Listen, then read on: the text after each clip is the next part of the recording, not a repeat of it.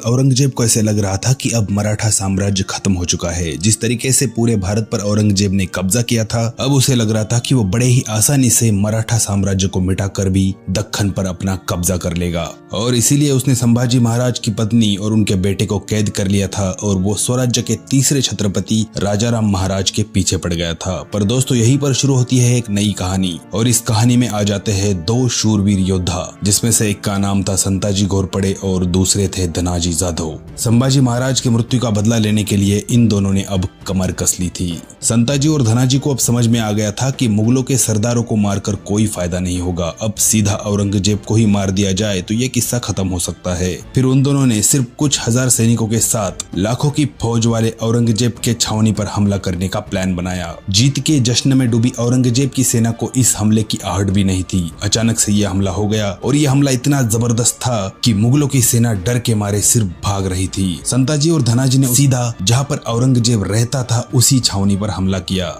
लेकिन दोस्तों, ये हमला होने से पहले ही औरंगजेब वहां से भाग चुका था। संताजी और धनाजी ने उसे ढूंढने की काफी कोशिश की, लेकिन वो नहीं मिला।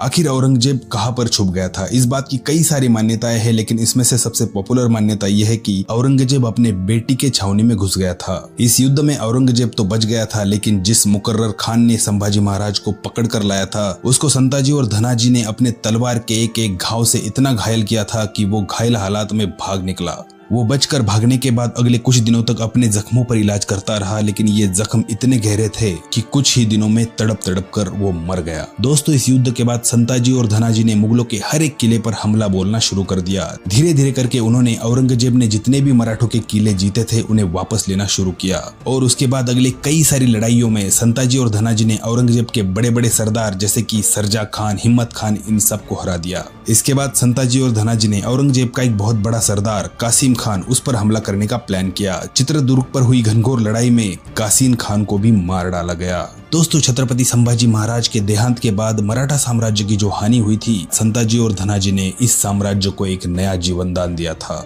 दोस्तों, भारत की मिट्टी में ऐसी कई सारी योद्धाओं की कहानी छुपी हुई है जो आज तक बाहर नहीं आ सकी। और एक बात दोस्तों, जब भी हम इतिहास और राजनीति की बातें करते हैं तो वो जितनी साफ दिखती है उतनी होती नहीं। उसमें कई सारे ग्रे शेड्स भी होते हैं। कई अपने लोग पराये होते हैं, कई पराये लोग अपने हो जाते हैं। और इसी तरह संताजी घोरपड़े और धनाजी जाधव के अंत की कहानी भी बड़ी ही दर्दनाक है। दोस्तों, संताजी घोरपड़े को धोखे से मारकर उनका कटा हुआ सर औरंगजेब के सामने पेश किया गया था। लेकिन फिर भी दोस्तों, हम कह सकते हैं कि इन दोनों ने मराठा साम्राज्य को फिर से एक बार जीवनदान देने का काम किया था।